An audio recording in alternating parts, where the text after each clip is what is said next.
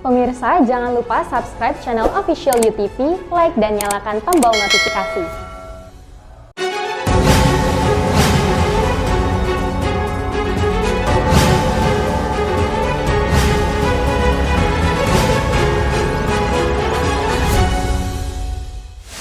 Presiden Joko Widodo resmi melantik Jenderal TNI Andika Perkasa sebagai Panglima TNI di Istana Negara Jakarta Rabu 17 November. Pada uji kelayakan dan kepatutan pada 6 November, Jenderal TNI Andika Perkasa mengusung slogan TNI adalah kita. Detasemen Khusus 88 Anti Teror Polri menangkap 3 orang terduga teroris di Bekasi, Jawa Barat. Seorang paman Garuda paksa keponakannya sendiri.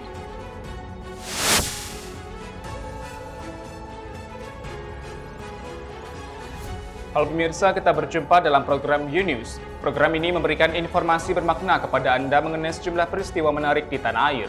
Bersama saya, Fahrian Bahri, dan inilah U-News lengkapnya. Presiden Joko Widodo resmi melantik Jenderal TNI Andika Perkasa sebagai Panglima TNI di Istana Negara Jakarta Rabu 17 November 2021. Pada uji kelayakan dan kepatutan pada 6 November 2021 lalu, Jenderal TNI Andika Perkasa mengusung slogan TNI adalah kita. Demi Allah saya bersumpah. Jenderal TNI Andika Perkasa mengaku merasa terhormat karena dipercaya oleh Presiden Joko Widodo dan didukung oleh DPR RI untuk menjadi Panglima Tentara Nasional Indonesia atau TNI. Dalam keterangan persnya usai dilantik Presiden Joko Widodo sebagai Panglima TNI pada Rabu 17 November 2021, Jenderal Andika menyatakan akan membenahi internal maupun eksternal TNI, serta akan melanjutkan tugas-tugas dari Panglima TNI sebelumnya. Ya pokoknya saya ingin membuktikan bahwa kepercayaan yang diberikan kepada saya bisa saya penuhi. Saya akan lakukan tugas saya semaksimal mungkin dengan sisa waktu ini. Karena saya yakin saya bisa melakukan tugas-tugas yang diberikan oleh Presiden maupun tugas-tugas pokok yang menjadi tugas kami sesuai dengan mandat undang-undang. Pada uji kelayakan dan kepatutan pada 6 November 2021 lalu, Jenderal TNI Andika Perkasa mengusung slogan TNI adalah kita. Dia ingin masyarakat merasakan TNI adalah bagian dari masyarakat itu sendiri dan masyarakat melihat TNI sebagai organisasi yang apa adanya. Jenderal TNI Andika Perkasa menjadi satu-satunya pilihan Presiden Joko Widodo untuk menggantikan Panglima TNI Marsikal Hadi Cahyanto yang memasuki masa pensiun. Sebelum menjadi Panglima, Andika Perkasa pernah menjabat sebagai Komandan Pas Pampres, Pangdam Tanjung Pura, Pangkostrat, dan Kepala Staf Angkatan Darat. Dari Jakarta, Kantor Berita Antara, UTV mengabarkan. Detasemen Khusus 88 Densus 88 Anti Teror Polri menangkap 3 orang terduga teroris di Bekasi, Jawa Barat pada 16 November. Ketiga terduga teroris adalah Ahmad Zain An-Najah yang merupakan anggota Majelis Ulama Indonesia, Farid Ahmad Okbah, Ketua Umum Partai Dakwah Rakyat Indonesia, dan Anung Al-Ahmad. Kepala Biro Penerangan Masyarakat Divisi Humas Polri, Brigadir Jenderal Polisi Rusdi Hartono di Jakarta pada 17 November mengatakan, penangkapan 3 terduga teroris bukanlah tindakan kriminalisasi terhadap siapapun, melainkan berdasarkan pengembangan Densus 88 atas tertangkapnya Amir Jemaah Islamiyah atau JI, Parawijayanto 2 tahun yang lalu. Di mana salah satu sumber pendanaan teror JI melalui lembaga amil zakat Baitul Mal Abdul Rahman bin Auf, yang berdasarkan 28 berita acara pemeriksaan tersangka, keterangan ahli, dan dokumen-dokumen menjurus pada keterlibatan ketiga orang yang ditangkap di Bekasi pada 16 November. Upaya-upaya penegakan hukum yang dilakukan oleh Densus sampai saat ini itu merupakan murni penegakan hukum yang tegas terhadap tindakan-tindakan yang tidak bertanggung jawab, tindakan-tindakan menebar teror di masyarakat. Setelah bukti-bukti yang ada dirasakan cukup, Densus 88 menangkap ketiga orang tersebut dengan fokus pada keterlibatan ketiga terduga dalam pendanaan kelompok teror JI. Sehingga langkah-langkah yang dilakukan Densus 88 menurut Rusdi sudah profesional dan proporsional. Dari Jakarta, Kantor Berita Antara, UTV mengabarkan. Majelis Ulama Indonesia (MUI) menyatakan sikap dengan berencana menelusuri identitas para calon pengurus dalam melakukan rekrutmen anggota. Upaya itu diambil MUI untuk mencegah pengurus MUI terafiliasi dengan jaringan terorisme seperti terjadi pada kasus Ahmad Zain An-Najah. Anggota Badan Penanggulangan Ekstremisme dan Terorisme Indonesia, Majelis Ulama Indonesia, Makmun Rashid, berencana menelusuri identitas para calon pengurus MUI ketika melakukan rekrutmen anggota. Langkah itu dilakukan untuk mencegah pengurus MUI agar tidak terafiliasi dengan jaringan terorisme seperti terjadi pada kasus Ahmad Zain An-Najah.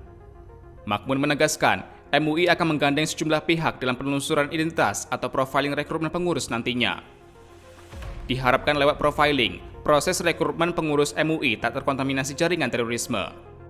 Dan kedepannya, bagi kami di Majelis Ulama Indonesia, salah satu yang akan kita lakukan adalah sebagai bentuk penjagaan dan upaya pembersihan di internal adalah profiling itu sendiri. Ini sebagai bentuk introspeksi diri kita bahwa profiling di dalam perekrutan anggota Majelis Ulama Indonesia sangat dibutuhkan ke depannya. Diketahui anggota Komisi Fatwa MUI nonaktif Ahmad Zain An-Najah ditangkap oleh Densus 88 diduga terkait kasus terorisme.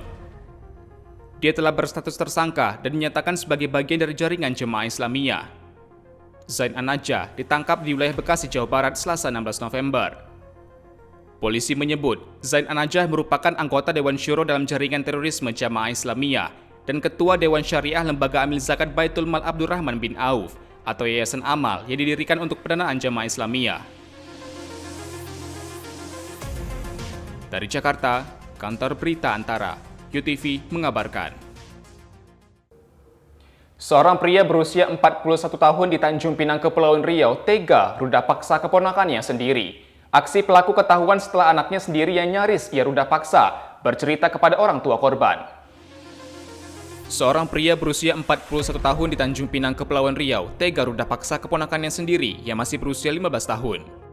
Setelah menerima laporan dari keluarga korban, polisi mengamankan pelaku S pada Senin 15 November lalu di Jalan Garuda, Tanjung Pinang, Kepulauan Riau. Pelapor sudah mengetahui cerita dari saksi atas nama A bahwa sekitar beberapa minggu sebelumnya itu dia mendapatkan perlakuan tersebut oleh bapak kandungnya sendiri.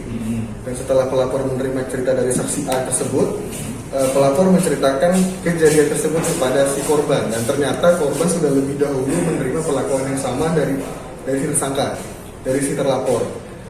Berdasarkan pengakuan korban, pelaku sudah melakukan ruda paksa tersebut sebanyak 2 kali, yakni pada bulan Juli dan September 2021.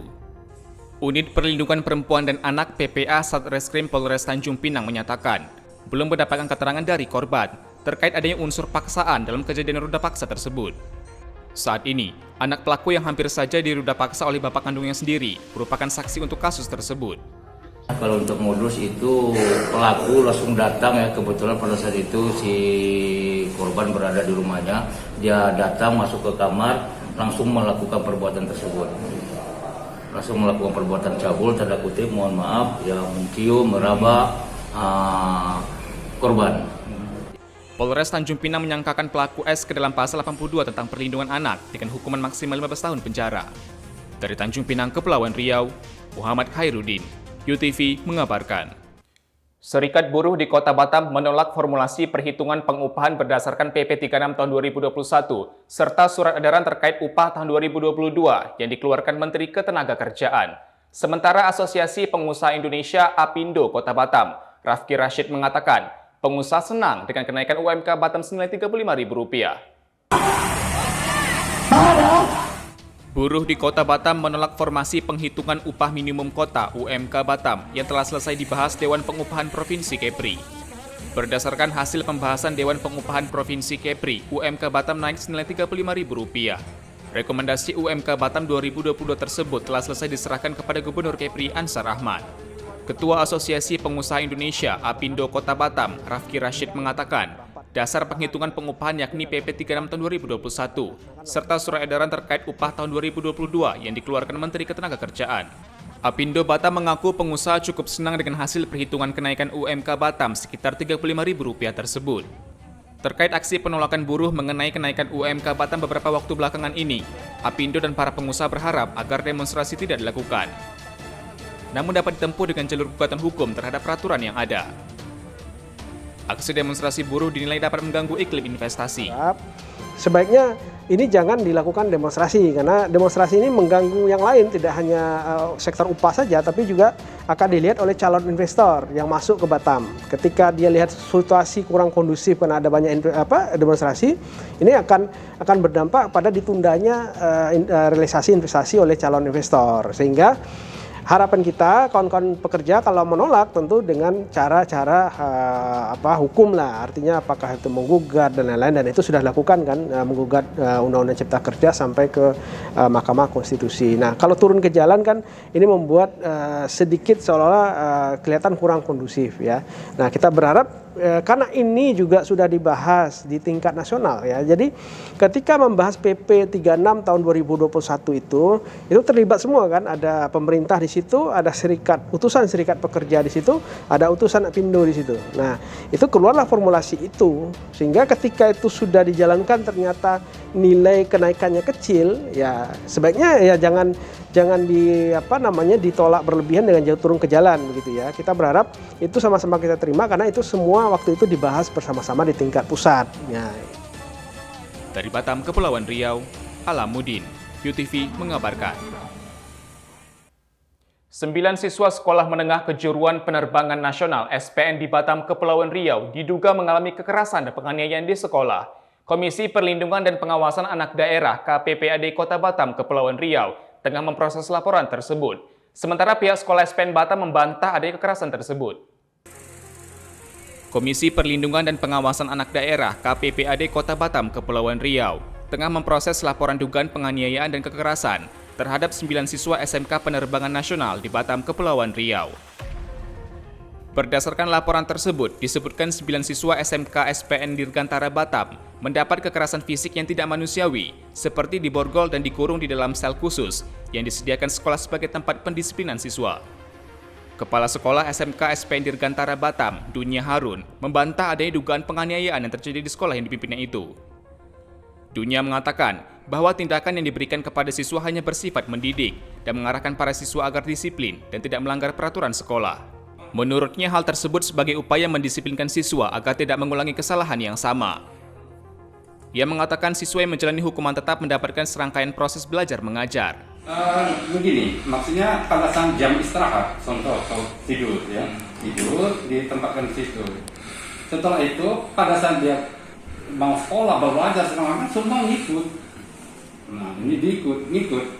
Karena kita bukan proses hukum. Ini adalah upaya kita membuat dia tidak melakukan lagi perbuatan yang sama dalam hal pelanggaran yang ditentukan oleh sekolah, sehingga dia, oh iya kami kembali lagi ke saya akan tidak berbuat lagi itu, sehingga pas waktunya sudah kita normalisasi lagi. Pembahasan kejadian dugaan penganiayaan siswa di SMK SPN Dirgantara Batam ini tengah dibahas di kantor gubernur siang ini. Hingga saat ini aktivitas belajar mengajar siswa SMK SPN Dirgantara Batam tetap berjalan sebagaimana mestinya.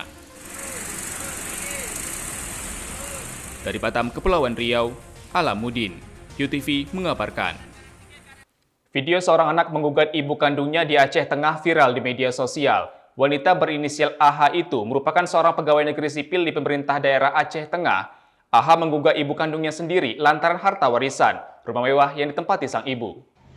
Pak Bupati, ini anggota Bapak, ya. Video unggahan netizen menunjukkan seorang warga menyebutkan anak menggugat ibu kandung di Aceh Tengah viral di media sosial hingga Kamis 18 November. Dari berbagai laman media sosial, video berdurasi lebih dari 30 detik itu menjelaskan seorang wanita berinisial AH menggugat ibu kandungnya atas kepemilikan harta warisan berupa rumah mewah yang ditempati sang ibu. AH disebut-sebut merupakan pegawai negeri sipil pemerintahan Aceh Tengah. Sejumlah media nasional turut memberitakan kejadian ini. Sebagian media menjelaskan, gugatan yang dilayangkan sang anak sulung dari 11 bersaudara lantaran kepemilikan harta warisan berupa rumah. Berbagai hujatan netizen tak henti mengisi komentar dari setiap unggahan video yang disadur banyak pengguna medsos. Anak kandung lainnya yang merekam kejadian itu meminta Bupati Aceh Tengah mengambil sikap atas perlakuan pegawainya yang tega menggugat ibu kandung. Ini dia, Pak Bupati Sabela. ini ya Pak Bupati Aceh Tengah ini anggota Bapak Asmaul Husna. Zuriat Agung Nugraha, UTV mengabarkan. Setelah tertunda dari awal tahun lalu, Marvel Production merilis trailer resmi Spider-Man No Way Home ke publik pada Rabu 17 November. Cuplikan trailer Spider-Man No Way Home menjadi trending topik dunia. Kisah jagoan muda dari Marvel Cinematic Universe ini memang sukses membuat jutaan penonton di dunia terpincut. Terbukti, trailernya sukses ditonton oleh hampir 22 juta pengguna YouTube di kanal Marvel Entertainment dan trending di YouTube. Tagar Spider-Man No Way Home juga sukses memuncaki daftar trending topik Twitter di seluruh dunia. Hanya dalam waktu beberapa jam saja setelah perilisan trailer, tagar tersebut diunggah dalam 1,11 juta kicauan. Sebagian besar platform media sosial membahas sejumlah adegan baru yang ditambahkan di dalam trailer tersebut. Selain itu, banyak yang mendiskusikan soal kesamaan adegan di film ini dengan versi Spider-Man terdahulu. Trailer Spider-Man No Way Home dibuka dengan menampilkan bintang utamanya Tom Holland. Dalam film Spider-Man No Way Home ini, Parker meminta Dr. Strange untuk membantu merahasiakan identitasnya sebagai Spider-Man. Film Spider-Man No Way Home dijadwalkan akan segera tayang perdana pada 17 Desember 2021 di Amerika Serikat. Kafabihi, UTV mengabarkan. Terima kasih telah menyaksikan informasi yang kami sajikan. Tetap saksikan News selanjutnya. Salam sehat, sampai jumpa.